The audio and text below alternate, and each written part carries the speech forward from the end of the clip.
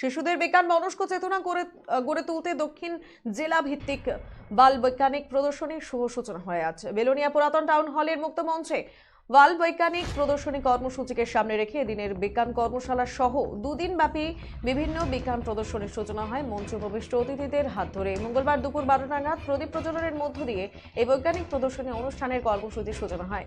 জেলার 3টি মহকুমা থেকে নির্বাচিত হয়ে মোট 30টি স্কুল দক্ষিণ জেলা ভিত্তিক বিজ্ঞান মেলায় তাদের মডেল নিয়ে উপস্থিত হয়।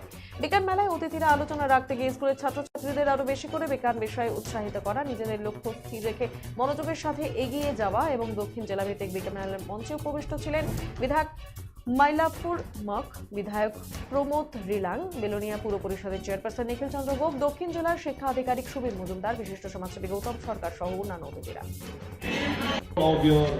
All you have done a great job in creating very good demonstration, demo and models, various scientific equipment and experiments. The biological model were also equally good. It is really good to see the dedication you have put in towards contributing for the exhibition.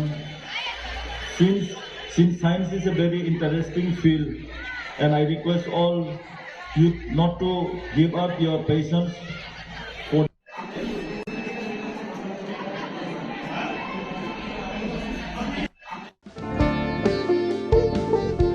এই সময় আনন্দের মুহূর্ত, এই সময় জীবনকে আলোকিত করা,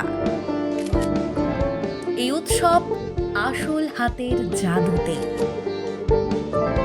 এই সময় সমৃদ্ধিকে ঘরে আনা। Senco gold, gold and diamond, RRN road, old post office পাড়া সাউথ, কোচবিহার।